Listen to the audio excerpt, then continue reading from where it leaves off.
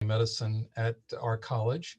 And today I learned a few lessons. My dad, who was a physician and was in World War II as an army captain in New Guinea, always told me something that he learned from his army days: never volunteer. But I'm fully actually appreciating the opportunity that Melissa and Jeremy gave to let me volunteer to do not just one, but two entirely new presentations that I hope will be of interest. The first is more of a fact-based presentation, and the second kind of an experimental thing, but it goes back to Rakel's textbook of medicine, and it's one of the featured chapters, at least the topic that we're going to address. But I usually offer my Surgeon General's warning that these talks may be hazardous to your preconceptions, and these may not be any different. Having said that, I've worked since I got to the university in 1999, I've had the honor to work with the students in the Catherine J. Randall Research Scholars Program. It used to be called the Computer-Based Honors Program. Probably about 20 of them, usually about one per year. And in the last couple of years, 2 or 3 per year.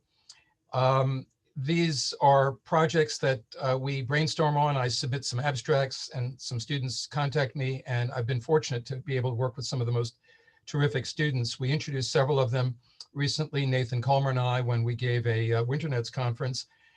And we also, that was back in September, and that was Chris Froelich, a student of mine. And we also have looked at, and that was Tom Grachula, who talked about digital media addiction. And Tom spoke a couple of years ago to the residents, and it was so well received that they actually commented that it was better than most of the talks I give, and when is he coming back? With that in mind, I'm going to introduce 2 speakers today that are going to join me. One who's going to be on tape because he had this thing he had to get to last night in Miami. And the other is another pre-medical student who is going to join in the second hour. Joshua Kelley is my co-presenter, partly on tape in this first talk, and then David Strickland in the second talk. The whole notion of these being a work in progress is important because I hope to continue these. What I've told the students is that we all teach one another. They had never given a talk to a medical audience before, and it's rather daunting. And I remember the first time I gave talks to medical audiences as an intern, it was very, very daunting. So they're not even in med school yet, and here they're being asked to address our audience. I do recall as an intern being asked to give a talk on pleural effusions, and I was up all night working on this. There were about 20 attendings in the room. This was in internal medicine in Montreal, and I thought I knew this cold, and back and forth, showed slides, and at the end, one of the attendings just shrugged his shoulders and walked out and said, "Gee, I didn't learn anything new." Well, that was a good lesson because it showed me that he expected me to teach him. So I expect residents listening today to make points that we haven't made. And I'm going to challenge you at first to join in, because this first talk, which is entitled, and here's where I have to learn how to share screen, press that, and hopefully that will now come up. Is it coming up as the share? Yes. The title is "What Haven't We Been Teaching Patients About the Effects of Cigarette Smoking?" Now, I think most people know that this has been my passion throughout my career. I started as a resident to try to enlist fellow residents to go out into schools and to speak in other departments about something that we assumed we were taught in med school, but we really weren't. I didn't get a single lecture on smoking, except for about 30 minutes from Dr. Brigitte Namias at Emory, when she talked about chronic obstructive pulmonary disease and juxtaposed pictures of her blue bloaters and pink puffers with images of Winston and Marlboro cigarette ads. And that clicked to me. And through that, I developed other presentations that eventually we worked with through the American Academy of Family Physicians and became known as TAR Wars and other things. But we were really there at the outset in the whole medical community to try to get physicians not to overlook the obvious, to talk about smoking, even though we all know that patients have heard it all before. So in any event, what I would like to do is just to assume that we've all been talking to our patients about smoking. So what have we been saying? I'm going to try to even call on people who don't speak up, but I'd like to go round robin and each person who's participating today to list one thing that they would tell patients about the deleterious effects of smoking. So let's start with, I know Carmen was the first one who was here today. Would she care to make a comment? I usually tell my patients that smoking affects their lungs. Perfect. Would Addison, would you want to be a little more specific? About how it affects their lungs? Sure. What do you tell patients? What are you can even list to colleagues. What would you tell people about what smoking does to the lungs?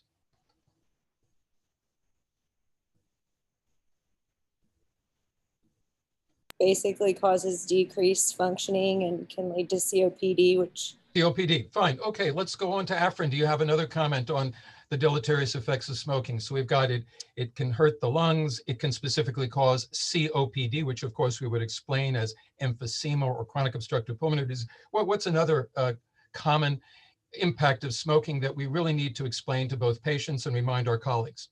Increases lung cancer. Increases what? Increases risk of lung cancer. Yes, lung cancer. Becca, are you there? Could you add another deleterious effect of smoking?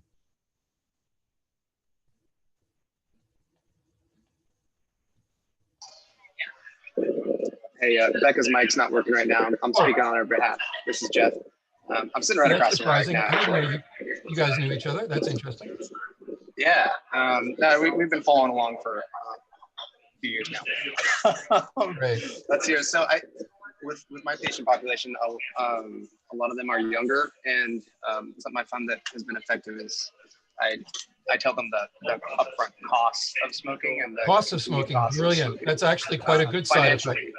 Stop right there. That's fantastic. Chris, do you have one to add? It can also lead to heart disease and elevated cholesterol. Well, that's interesting. I didn't know about the cholesterol thing, but certainly heart disease. Ellen, would you like to add what specific heart disease things might be happening? Specific heart disease. Effects of smoking. Yeah, I would say, increased risk of heart attack, or really heart attack is fine. Arterial disease. Great. Houston, Dr. Hodges, do you have any comments on any other condition from smoking, either heart-related or other?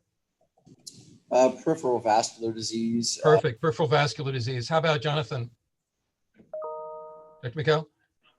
Yeah, it can make your skin age poorly. Fascinating. Dr. Price?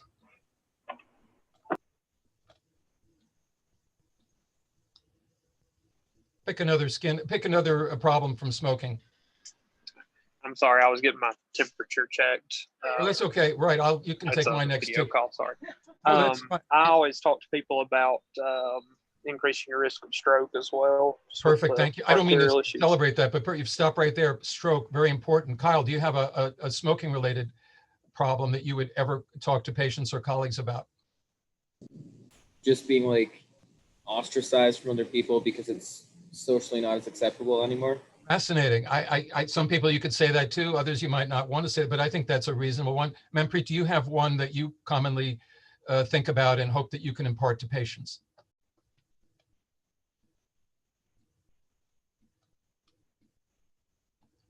Any effective smoking, Manpreet, that you'd like to add?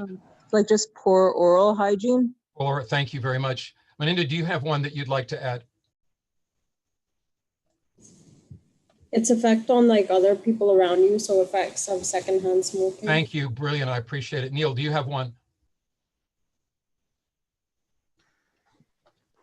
I was literally thinking the same thing as her because I use that as asthmatics that are asthma. It makes asthma worse. That's great. You can even these days they talk about third-hand smoke, which really is the stench that gets into carpets and that children might react to or into clothing.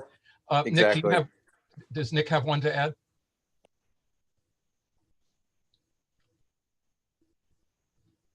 Or Nicole?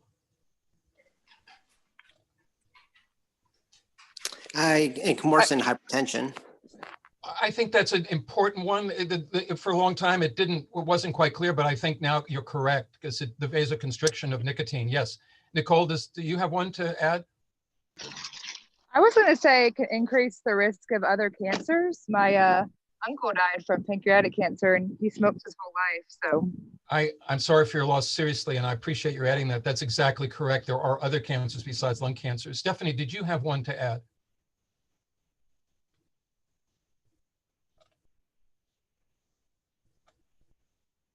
Or Tatiana or Vic?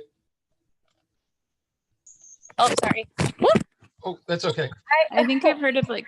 Stephanie, look, you're like my #1 commenter on everything. So do you have one comment on a smoking related impact that you wish to impart to patients or that they need to be reminded of? I usually start out by telling patients that the most common complaint among people that smoke is actually low back pain. Whoa. Okay. You just stolen my thunder here. And I didn't expect we would get through this. And by the way, Vic and Richard, if you'd like to add any. I think eye changes is one of them. Say eye changes. Yes. Thank you. Excellent. Well, you know, until Stephanie, who I shouldn't have called upon, actually said something that I never expected anyone to mention. This was the subject of Joshua's and my work this past semester. It goes back to when I was a resident and rotating through an orthopedic surgeon's office. And one day he said to a patient, no, I'm sorry, I'm not gonna do your surgery. He had low back pain. And he says, I'm sorry, I just can't work with you anymore. And the patient looked puzzled and I looked puzzled. And he said, you know, you're smoking, it's not gonna work. I'm sorry, I just can't do it. I was really taken aback by that, even though I was very interested in smoking. What in the world did that have to do with it? And he told me two things. He said, #1, you know, back surgery is not easy. It requires prolonged recuperation. And you have to do a lot of things that I'm going to tell you to do. And if you can't do those, then then if you can't stop smoking, which is the most elemental thing we know about, and this is like 1978, if you can't stop smoking, then you're not going to be able to do all this, and your outcome is not going to be as good. The postoperative healing is going to be slower. And let's face it, the surgeon himself was at risk for if anything went wrong. So I was just struck by that. And then really years later, I started reading that in fact, a lot of the things that he was talking about were correct, that there are actual physiological and pathological correlations between smoking and lower back pain. Now here's the part where I always get confused and may have to rely on my incredible assistant, Kevin Bailey to, okay. Well, this is, I got it. This is Joshua. He's coming back from the championship game with his dad, a long tradition in the family. But Joshua Kelley is my co-presenter on this talk. But, you know, traditionally, if you look at what we talk to people about or what we see advertised or promoted in posters in doctors' offices, we would see, you know, smoking causes lung cancer, or it can do your heart a favor, quit smoking. You can see the bypass surgery scar in a fairly young patient, or oral cancer, the laryngectomies. I didn't need to play, you know, doc, I've got this, you know, and that's what it sounds like. And that's what people's lives become when they have to have their vocal cords removed. Just as Nicole said, it causes other kinds of cancers. And again, just a kind of a guilt trip ad from our own government now. They've finally started putting some money into anti-smoking ads beginning in 2012. Think about that. The Surgeon General's report came out in 1964.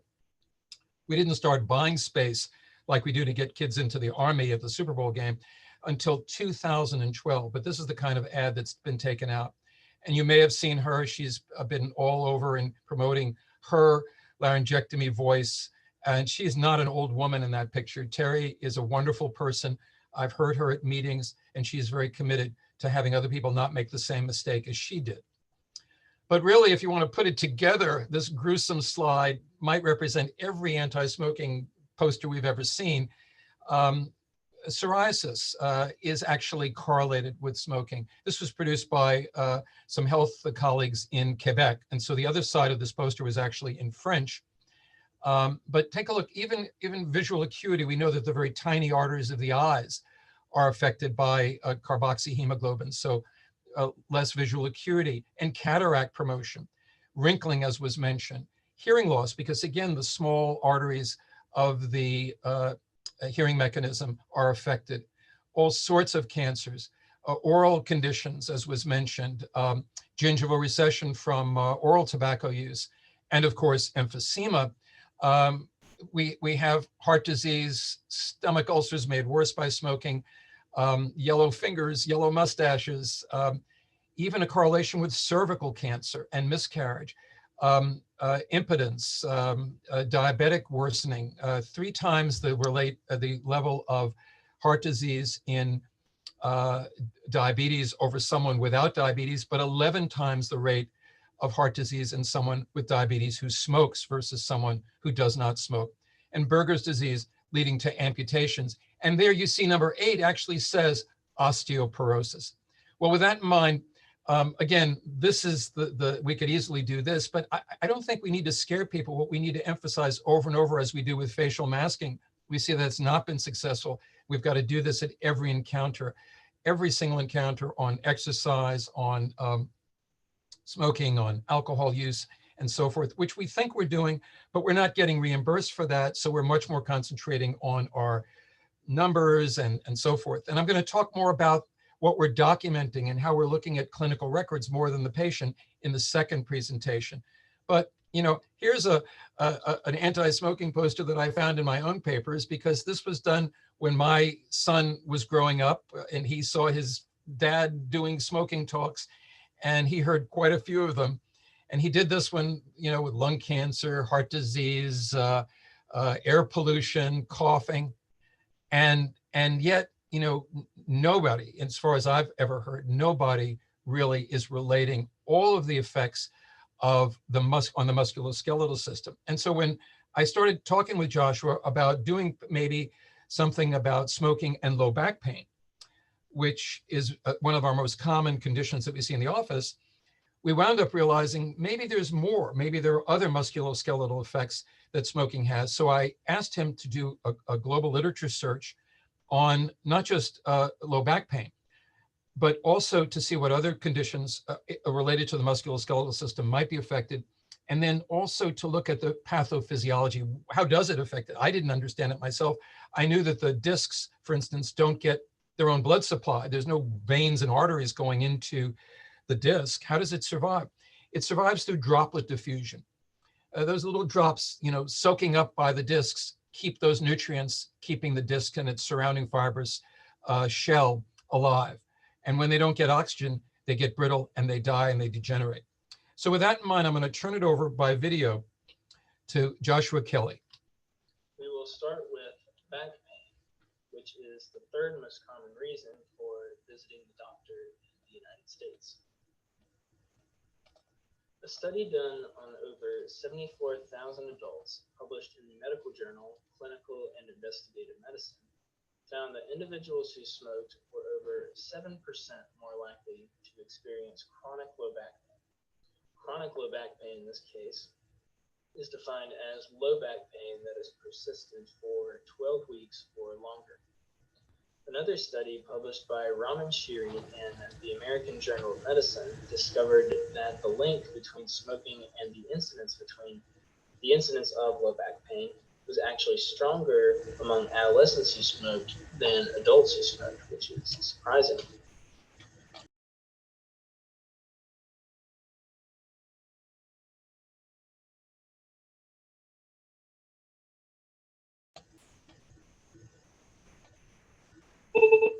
Oops, let's see.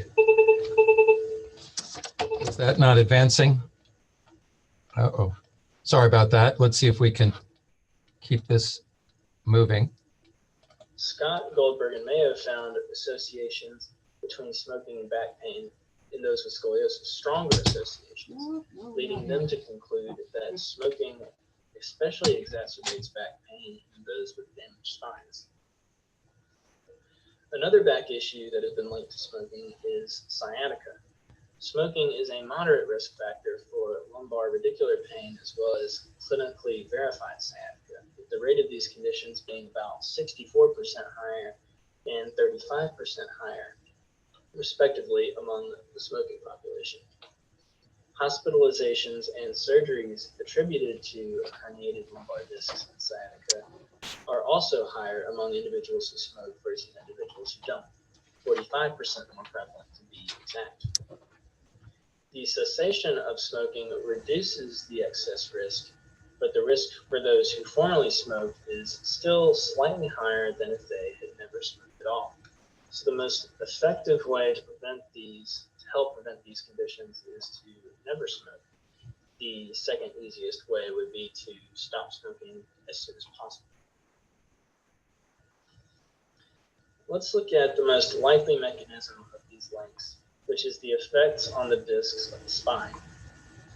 One experiment inserted nicotine pumps into rabbits, which delivered about the level of nicotine of a heavy smoker into the rabbit's bloodstream, about 30 cigarettes a day worth of nicotine for 4 and 8 weeks. They found that the levels of synthesis of proteoglycan and collagen were greatly reduced in the nicotine-treated rabbits, as you can see by this graph. The white bars represent the control group, the two groups that were not treated by smoking with nicotine. The dotted bars represent the nicotine-treated rabbits. On the left is proteoglycan synthesis, and on the right is collagen synthesis. These elements were just used to track proteoglycan and collagen, respectively. As you can see, there is a very significant and great reduction in both components. Proteoglycan and collagen are two vital components of the extracellular matrix, which is especially important because of how vital the spine is for structure, with the extracellular matrix helping to provide structure and support in the discs. Nicotine has also been observed to cause necrosis in the cells of the nucleus pulposus and cracks in the fibrous ring that surround the nucleus pulposus, which you can see by this cross-section of an intervertebral disc. The nucleus pulposus is the gel-like interior of the disc, which is protected by the fibrous ring that surrounds the outside. So there are cracks in this ring and death in the cells of the nucleus pulposus in those who smoke. The discs themselves are supplied with oxygen and nutrients by diffusion from the blood vessels at the periphery of the spine into the interior of the discs. This diffusion is understandably disrupted when cigarette smoking introduces carbon monoxide into the bloodstream, which binds much more strongly to hemoglobin than oxygen does.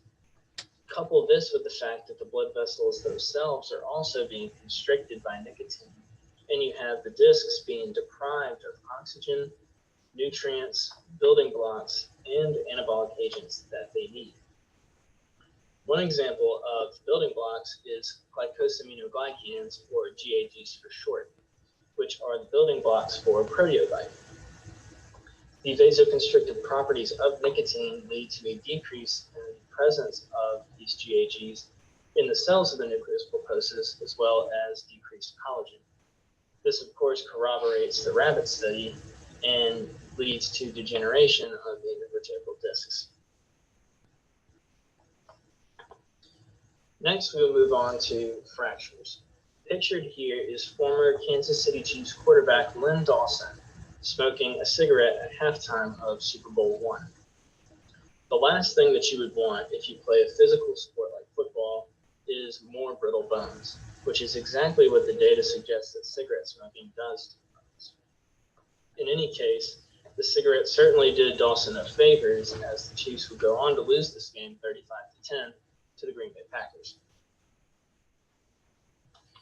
Starting at age 60, fracture risk among individuals who smoke steadily increases at a much higher rate than their non-smoking counterparts. At age 60, the smoking population is 17% more at risk of fracture, followed by 41% more at risk at age 70, 71% more at risk at age 80, and 108% more at risk at age 90. Hip and spine fractures are especially prevalent. Hip fractures are 39% more common among all age groups of those who smoke, and spine fractures are 76% more common. And the problems don't just end with the fractures themselves.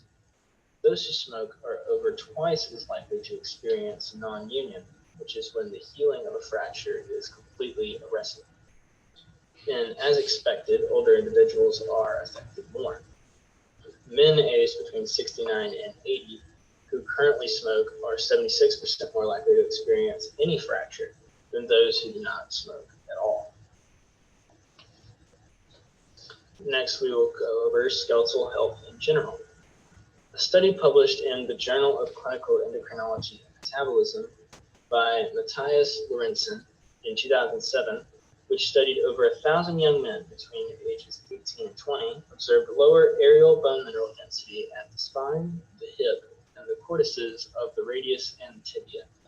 Areal bone mineral density just refers to the fact that the bone mineral density was decreased in specific parts or areas of the body, not in general. And for visual reference, the cortices of these bones, this is a healthy radius and a healthy tibia. The cortices of these bones are the thick white area that runs down the length of these bones. These are examples of a healthy radius and a healthy tibia, but in a smoking individual, that area would be significantly thinner. A meta-analysis that studied smoking in the musculoskeletal system in general found that among the 40 studies on the topic of smoking and bone mineral density that they examined, there was a negative effect on bone mineral density no matter the age or the sex of the patient. In fact, adolescent females who were studied, who had an average age of about 15, who reported having smoked over 100 cigarettes in their lifetime, were observed to have significant reduction in bone mineral density in their hips of all places. The logical end for a reduction in bone mineral density is osteoporosis, a condition that makes the bones thinner and more brittle. It only makes sense that smoking would also be linked to this condition, giving its propensity to decrease bone mass. Women who smoke heavily in their 40s, heavily being defined as over a pack of cigarettes a day, are over 2 times more likely to develop osteoporosis at age 50 and onwards. A similar link was found between elderly men and osteoporotic fractures, again being 2 times more likely in elderly men who smoke versus elderly men who never smoke. A likely mechanism of both this, the increase in fractures and the decrease in bone mineral density, is the fact that smoking lowers the levels of vitamin D in blood. Those who smoke also have increased levels of parathyroid hormone in their blood, which is indicative of low levels of calcium. And of course, both calcium and vitamin D are vital for bone formation and maintenance. Next topic is muscular strength and soft tissue. For our purposes, we define soft tissue as tendons and ligaments. Pictured here is an advertisement in the late 1950s for R.J. Reynolds Tobacco Company's Camel cigarettes, which features NFL player Dick Nolan. And here's another that features MLB star and true home run king in Major League Baseball history, in my opinion, Hank Aaron. Advertisements such as these sought to associate smoking with athletic prowess and physical strength. The data actually shows that the opposite is true. Smoking decreases physical strength. An experiment which was published in Isokinetics and Exercise Science in 2010, which was done on athletes, both ones who smoke and ones who do not, observed a significantly lower level of strength in the back extensor muscles of those who smoked. To control for differences in raw strength between the athletes, the researchers first induced fatigue in the back extensor muscles of the athletes, then measured the reduction in strength relative to their first time around. The athletes who smoked not only had margin reductions on average, they also perceived themselves to be exerting more than the athletes who did not smoke.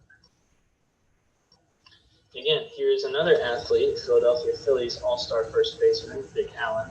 Pictured here, though, he's with the Chicago White Sox, who in all likelihood did not appreciate the debilitating effects that smoking has on the muscles, bones, and the tissues.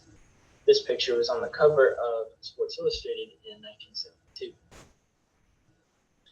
Separate studies on both grip strength and knee muscle strength found very similar results to the back extensor muscle study.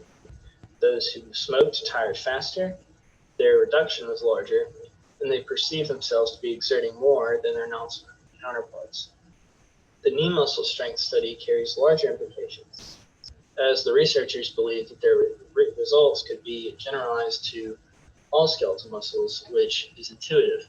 These effects wouldn't just target the knee muscles, they would be generalized to all skeletal muscles. The probable mechanism for these observations are these. Smoking acts as a vasoconstrictor. In fact, smoking has been observed to decrease subcutaneous blood flow by as much as 50%, which heavily contributes to tissue hypoxia, the deoxygenation of tissues, almost a suffocation, if you will. The hydrogen cyanide found in cigarette smoke severely impairs oxygen transport to the muscles and the tissues. And lastly, nicotine impedes the formation of granulation tissue, which is the first step in repairing soft tissue wounds in the muscles, tendons, ligaments, etc. So to put it briefly, oxygen delivery and the ability for tissues to heal wounds are both reduced by cigarette smoking. There are also indirect effects on the musculoskeletal system by smoking. In this case, the direct pathophysiological effect is on the circulatory system for peripheral artery disease. However, the bones and the soft tissues can be indirectly affected by means of amputation. In peripheral artery disease, which is greatly increased in those who smoke, the arteries are constricted and the extremities receive insufficient blood flow. In fact, up to 80% of patients who suffer from peripheral artery disease are those who currently or formerly smoked. Nearly all cases of a condition called Berger's disease have been attributed to cigarette smoking. Berger's disease is an example of peripheral artery disease, which is it is a condition that causes inflammation, swelling, and clotting in the arteries and the veins in the extremities of the patient. And like peripheral artery disease, it can lead to infection and gangrene. Gangrene, of course, leads to amputation, which is necessary in many cases of both peripheral artery disease and Berger's disease. And as a result, there have been many campaigns to warn of the dangers of peripheral artery disease and smoking. For example, here's a CDC advertisement which showcases an individual who is forced to have both of his legs amputated because of smoking habit. Here's another individual who lost several fingers because of their smoking habit and because of peripheral artery disease. Some countries have even begun to include graphic warning labels on cigarette packages. Here's an example of some labels from France. The middle one is the one in question that warns of the dangers of peripheral artery disease. Here's one from Australia, and here's an example of one which the FDA recently approved for usage in the United States beginning in June 2021. So what about cancer? We know that cigarette smoke contains over 70 known carcinogens, and we have known for 70 years that lung cancer is indisputably directly caused by smoking. So has smoking ever been linked to bone cancer? The answer is no. There have been no direct links discovered between smoking and bone cancer as of yet. However, lung cancer, which is caused by smoking, can metastasize to the bone. Of the 662 autopsies of patients who died from lung cancer studied between 1955 and 1972 by Arbach, Garfinkel, and Parks, over 96% of those cases revealed metastasis. And of those 96%, bones were one of the top sites of the lung cancer metastasis, along with lymph nodes, the liver, the brain, and the adrenals. So again, although smoking primarily causes lung cancer, that cancer has the potential to metastasize to bones. And to illustrate the dangers of bone metastases, this video will help to illustrate some of the effects that this metastasized cancer can have on the skeleton.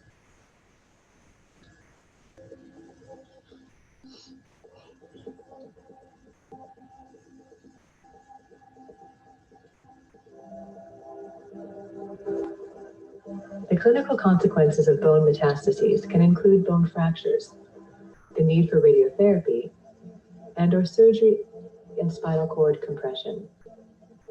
These events or procedures are defined as skeletal-related events, or SREs. The local destruction of bone by metastatic tumors reduces its load-bearing capacity, which can ultimately lead to debilitating pathologic fractures such as those seen in the femur. Radiation to bone is a well-established procedure to reduce the pain associated with bone metastases. Tumors that metastasize to the vertebrae are another leading cause of morbidity in patients with cancer. These tumors can grow into and compress the spinal cord. Spinal cord compression is considered an oncologic emergency, and suspected cases require urgent evaluation and treatment. The presence of these tumors within the spine can weaken the bone, leading to vertebral fractures. Surgery to bone may be required to stabilize a pathologic fracture or to preempt the occurrence of fractures. In the case of spinal cord compression, invasive surgery may be required to remove the tumor and decompress the spinal cord. Rank ligand can drive excessive osteoclast activity in patients with bone metastases. It can contribute to a vicious cycle of bone destruction. Skeletal-related events caused by metastatic cancers highlight the need for early detection and intervention when possible. Metastatic bone disease is an extremely serious, potentially life-threatening condition. The quality of life for patients who have this disease can often be preserved for an extended period of time if skeletal-related events can be prevented or mitigated.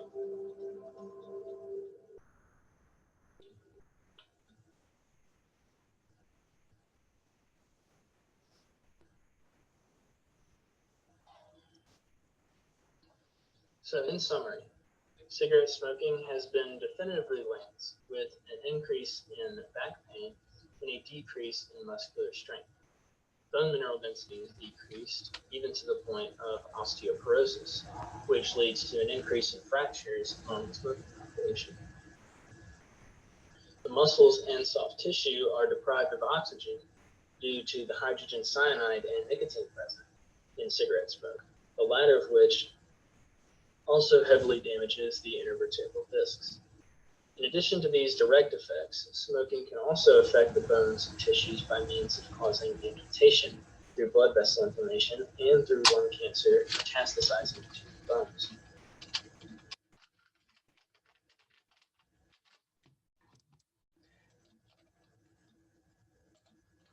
Great. Well, that's the end of the talk. I wondered if we could just in closing have some comments or questions.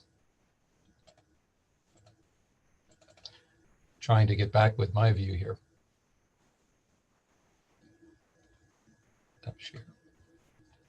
Would love to hear your feedback. Any comments, questions, concerns? Joshua's on his way back, but I would try to handle or field any ones that you have.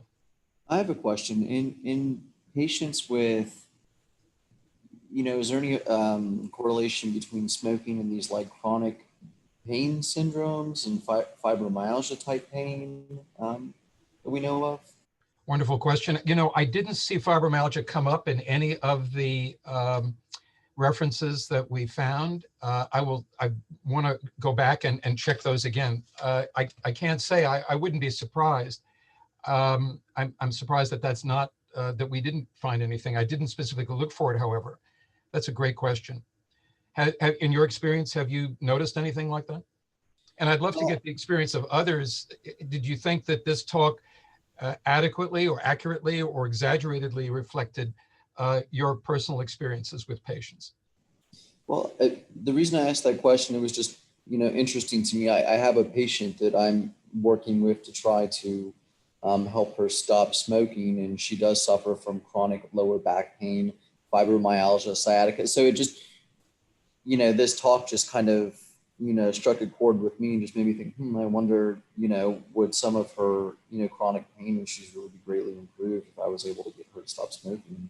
Again, it's a great question. I hope I can continue with you on that. some years ago, back when we had a lot of these the drug company sponsored talks over at the Fish Place downtown or some other restaurants. There was a pain specialist from Birmingham who came and said, you can send me any patient you want. I'll take them all. I know some of you don't like working with patients with pain, but I love it. It's just part of my whole body. I love working with them, and I think I can do them a lot of good. Only two things you can't send me. I can't have anybody who's on Norco, and I can't have anybody who smokes. Well, you know, that's about it. I mean, I can't think of too many other patients that don't fall into either of those two categories. But I think that we are doing a disservice to patients when we don't emphasize this, when we keep on feeding the Norco into people who have not stopped smoking.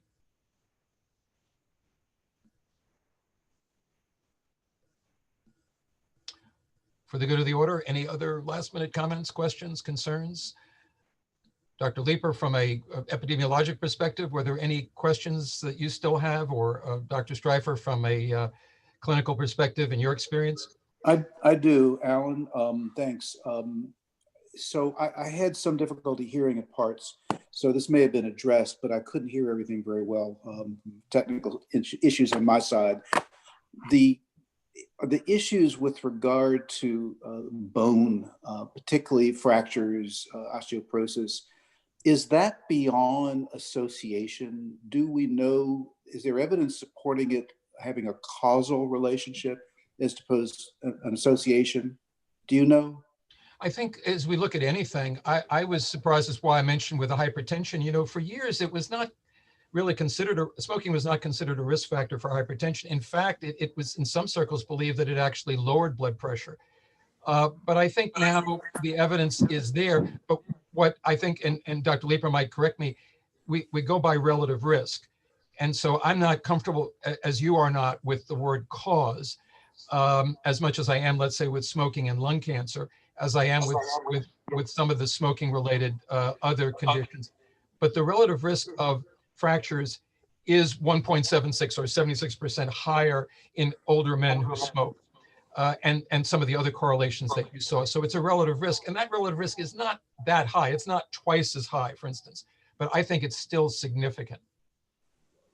You know, there are relative risks for sudden infant death syndrome. There are relative risks for smoking and breast cancer, relative risks for smoking and cervical cancer that are not anywhere near what they are with smoking and lung cancer. But I think that's the best answer I can give you. Does that address your question?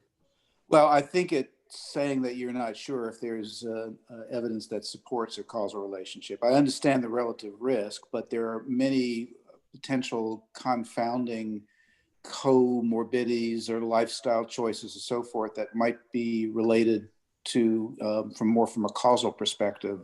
I was just curious. That's why I don't know. I think it's pretty well established, the causal relationship, as you said, between lung cancer and COPD and smoking.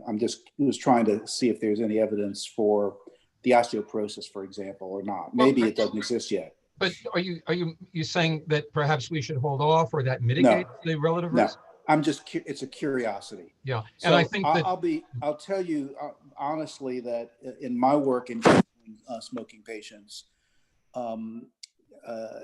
you know, some patients need work on what I would call the conviction scale. That is, they need to be convinced. They need to gain conviction about the importance of stopping smoking. However, in this day and age, with all the publicity about the evils of smoking, I think it's a relatively small number, and that by and large, the larger percentage of people need work on what's called the confidence scale. That is, the methodology of how to overcome the addiction and how they can be successful at it. So while I do think there's value to talking to people about the medical risk of smoking, I think by and large, the greatest effort on our part is on the other side of the scale, on the confidence scale, the motivation and the behavioral aspects of it. Well, you're certainly preaching to the choir when you talk to me, because my whole contribution to this was not to scare people. I was the one that, as far as I know, was one of the first to say that's not the way, that just giving information is not the way to do it. We have to have attitudinal change so that someone goes out of your office. We agree on that. That's why I was just curious about how well established the risk from smoking to bone is as opposed to an association. Well, Doesn't again, it change how I approach patients? But I think our goal here in bringing this up is something that people, number one, haven't heard at all. Number two, I want every patient going out of the office saying, gee, I never thought about it like that before, whether that be smoking, even people who didn't believe in lung cancer and smoking. It took many, many decades, just like people are denying the vaccine efficacy or the face mask efficacy. We didn't get people buying into smoking and lung cancer or smoking and secondhand smoke. That was the hardest. I mean, it was hard enough to get people to convince to stop smoking on what it was doing to them. It took literally decades to convince people, the equivalent of wearing a mask to protect other people, to stop smoking to protect their wives or their children or their co-workers. So I think we're in that realm when we talk about relative risk here. This is something that will definitely make a difference in patients who stop smoking. Their back pain will get better. That's the message that we're trying to say. It will not worsen, put it that way. In any event, thank you so much for your input. I think we'll take a break for a couple of minutes and then we'll resume with the second presentation. Thank you.